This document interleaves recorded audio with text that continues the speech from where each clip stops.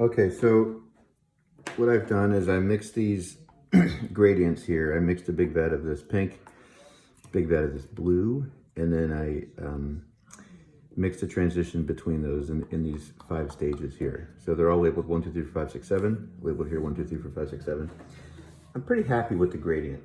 There's one jump that I think I could adjust a little bit, and it's from 5 to 6. And if you want to make any adjustments, it's pretty simple. You just take those two numbers, 5 and 6, and then you can just take a little out of here and put it into there.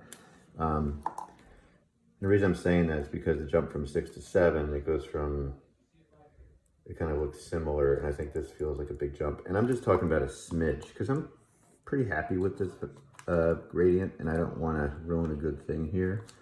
But in order to do that,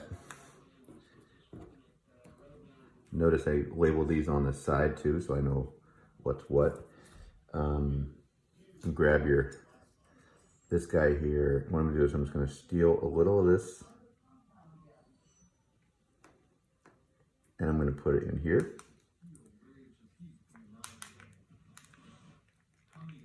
And just mix it up real good. Now, since there's not a lot of paint in here, I'm trying to mix it up. You want to like cluster it all together, because if it's separate, it will, air does get in these and it will dry a little bit. So if you try to keep the paint close to itself,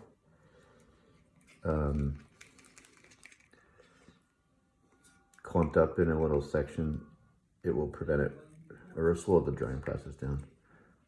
So I think that's pretty good. And again, I just took a little bit. You can test it, but remember what I put out here, it's gonna take a little bit to dry.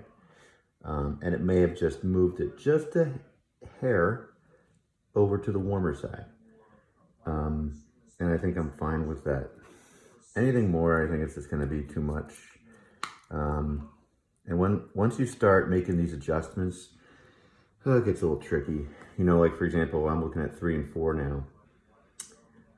I could take a little bit of 4 and put it in 3, which I think I might do.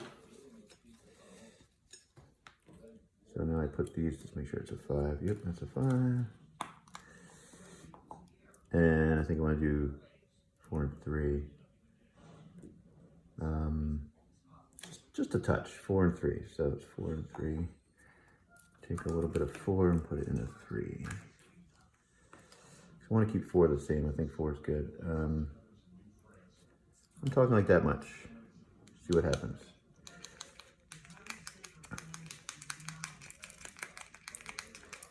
Mix it up real good.